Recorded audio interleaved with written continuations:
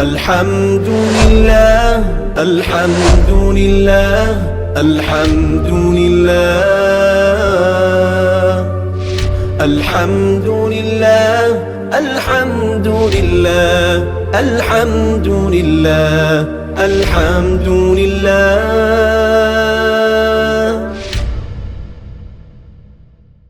بسم اللہ الرحمن الرحیم. علم الصیغہ کا 5واں باب ہے صحیح. سبق نمبر 2 میں خوش آمدید. دیکھیں ثلاثی مزید فی کے وہ ابواب جن کے شروع میں حمزہ وصلی نہیں آتا ہے، یہ کل 5 باب ہیں. 3 باب ہم اس سے پہلے پڑھ چکے ہیں، 2 باب رہتے ہیں، وہ ہم انشاءاللہ آج کے سبق کے اندر پڑھیں گے.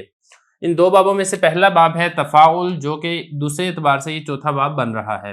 اس کی علامت کیا ہے؟ اس کی علامت کے بارے میں بتایا کہ تشدید عین کلمہ کے اوپر اس کا شد آتی ہے اور فا پر تا مقدم ہوتی ہے.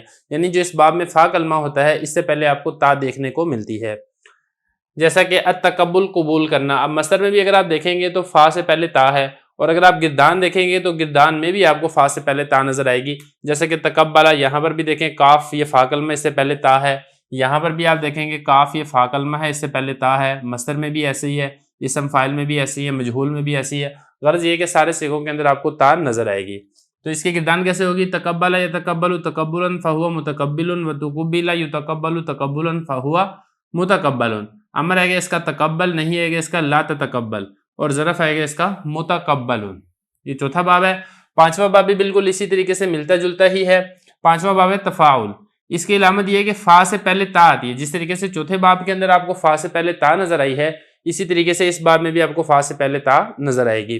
اور دوسرا اس میں فرق یہ ہے کہ فا کے بعد الف کی زیادتی ہے، جو کہ اس چوتھے باب کے اندر نہیں ہے. جیسا کہ التقابل، ایک دوسرے کے مقابل ہونا. یہاں پہ دیکھیں فا کلمہ ہے کاف، اس سے پہلے آپ کو تا نظر آ رہی ہے، اور فا کے بعد آگے الف بھی ہے. گردان ہوگی اس کی تقابل یتقابل تقابلا فهو متقابل وتقوبل یتقابل تقابلا فهو متقابل. امر آئے گی اس کی تقابل، اور نہیں آئے گی اس کا لا تتقابل، اور ظرف آئے گی اس کا متقابل. باقی اس کے بارے میں ایک قانون ہے ماضی مجہول کا، وہ ہم انشاءاللہ اس کے بعد پڑھیں گے. 1-2 اور قانون بھی لگتے ہیں ان باب کے اوپر، وہ بھی انشاءاللہ اس کے بعد میں ذکر کرتا ہوں. دیکھیں اس میں جو باب تفاعل ہے اس کے بارے میں بتا رہے ہیں کہ ماضی مجہول میں الف ضمہ ماقبل کے باعث واو ہو گیا. دیکھیں جس کا ماضی مجہول بنے نا، تزاربا تھا ماضی معلوم، اور مجہول بنے گا تو زوریبا.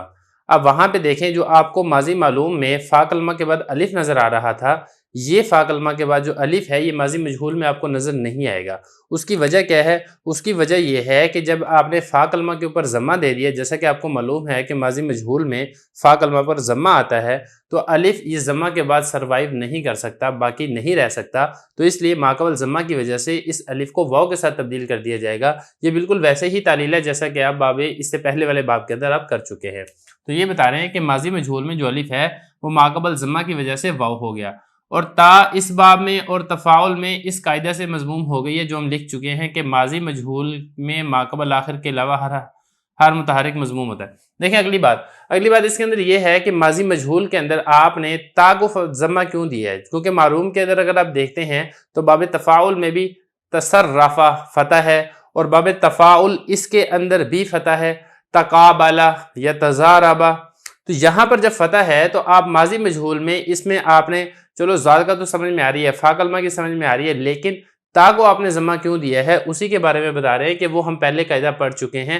وہ قاعدہ کیا تھا کہ ماضی مجہول جب بنائی جاتی ہے تو ماقبل آخر کے علاوہ ہر متحرک ماضی معلوم سے جب مجہول کے اندر جاتا ہے تو ہر متحرک حرف کے اوپر ضمہ آ جاتا ہے. تو یہ بتا رہے ہیں کہ ہر متحرک مضموم ہو جاتا ہے. اس کے بعد آگے ان 2 بابوں کے متعلق ایک قاعدہ ہے. 2 باب کون سے؟ ایک ہے تفاعل اور دوسرا ہے تفاعل. ان 2 کے متعلق ایک قاعدہ بتا رہے ہیں کہ ان دونوں بابوں کے مضارع میں جب 2 تا مفتوحہ جمع ہو جائے. اب پہلی بات تو یہ ہے کہ 2 تا جمع کہاں پر ہوں گی؟ دیکھیں اس میں جو حروف عطین ہے نا، یضرب یضربانی یضربونا، پہلے 3 صیغوں میں تو یا آتی ہے، ان میں تو 2 تا جمع نہیں ہوگی.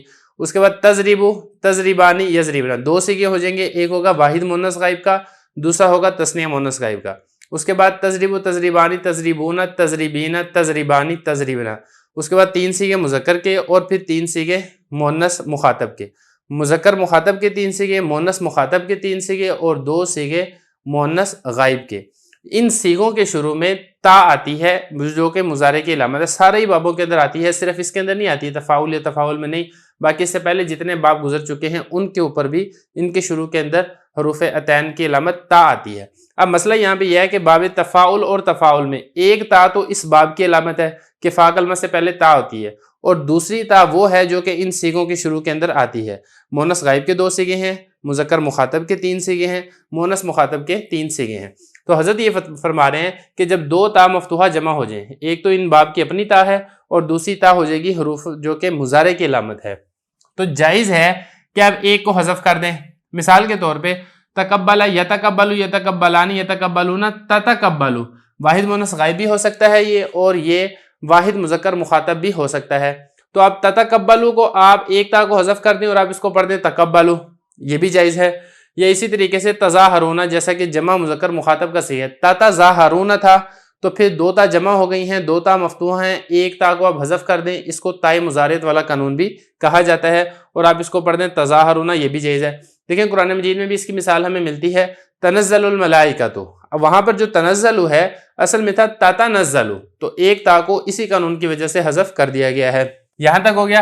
اب اس کے بعد اگلا قاعدہ جو بتایا گیا ہے اس باب کے متعلق وہ یہ ہے کہ ان دونوں بابوں کی فا ان حروف میں سے کوئی ایک ہو، یعنی فا کلمہ کے مقابلے میں یہ حروف آ جائیں، تا آ جائے، ثا آ جائے، جیم آ جائے، دال، ذال، زا، سین، شین، صاد، ضاد، طا، ظا، ان میں سے کوئی ایک حرف آ جائے تو جائز ہے کہ باب تفاعل اور تفاعل کی تا کو فا کلمہ سے بدل دیا جائے اور پھر اس کے اندر ادغام کر دیا جائے۔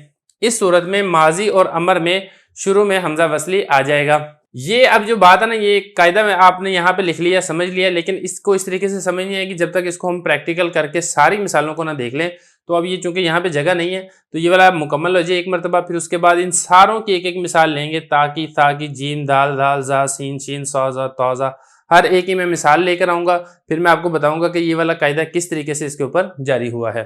تو بہرحال اس کو اب صرف اتنا ہی سمجھ لیں کہ جب یہ حروف میں سے کوئی حرف آ جائے گا تو آپ نے ان کی تا کو، تفاعل اور تفاعل کی تا کو ان حروف کی جنس کر کے جنس کا جنس میں ادغام کر دیں گے اور ماضی اور امر کے شروع میں حمزہ وصلی لے آئیں گے۔ یہاں تک ہو گیا۔ اب اس کے بعد جو آگے بتایا نا باب افعال اور افاعل، یہ ایک اعتراض کا جواب ہے۔ اعتراض حضرت کے اوپر یہ ہوتا ہے کہ دیکھیں آپ نے جو وہ ابواب جن کے شروع کے اندر حمزہ وصلی آتا ہے وہ آپ نے 7 ابواب شمار کیے ہیں، جبکہ حقیقت کے اندر 7 نہیں ہیں بلکہ 9 ابواب ہیں۔ 9 ابواب وہ ہیں جن کے شروع میں حمزہ وصلی آتا ہے اور 5 باب یہی ہیں جن کے شروع کے اندر حمزہ وصلی نہیں آتا ہے، تو کل ملا کے ثلاثی مزید فی کے کل 14 ابواب بنتے ہیں، جبکہ آپ نے 14 نہیں ذکر کیے، آپ نے 12 ذکر کیے ہیں۔ آپ نے جو 2 باب تھے جن کے شروع میں حمزہ وصلی آتا تھا، باب افعال اور افاعل، یہ 2 تو آپ نے شمار ہی نہیں کیے، جیسا کہ صاحب منشئی نے ان کو ابواب حمزہ وصل میں شمار کیا ہے۔ تو حضرت فرما رہے ہیں کہ نہیں، ایسی بات نہیں ہے، یہ جو 2 باب آپ کو نظر آتے ہیں افعال اور افاعل، یہ کوئی الگ سے باب نہیں ہے، یہ اصل میں حقیقت میں یہی والے 2 باب ہیں، تفاعل اور تفاعل ہیں۔ جو باب ہے نا افاعل والا، یہ اصل کے اندر باب تفاعل ہے، اور جو باب آپ کو نظر آتا ہے افاعل، یہ بھی حقیقت کے اندر باب تفاعل ہے، یہ کوئی الگ سے باب نہیں ہے۔ تو یہ حضرت فرما رہے ہیں کہ جن کو صاحب منشئی نے باب حمزہ وصل میں شمار کے اسی قاعدہ سے پیدا ہوئے ہیں۔ کون سے قاعدہ سے؟ وہ قاعدہ یہ والا ہے کہ ان قاعدہ میں جب یہ والی حروف آ جائے تو ان کو جنس کر کے جنس کا جنس میں ادغام کر دیں گے۔ تو اس کے اندر بھی یہی والا جاری ہوا ہے۔ کیسے جاری ہوا ہے وہ ہم اس کے بعد اس کو مٹا کے پھر کچھ مثالیں لکھیں گے، پھر میں آپ کو اس میں ایک ایک کر کے ساروں کے بارے میں سمجھاؤں گا کہ کس طریقے سے یہ والا قاعدہ جاری ہوا ہے اور کس طریقے سے یہ جو 2 باب ہیں افعال اور افاعل کس طریقے سے اس سے بنے ہیں۔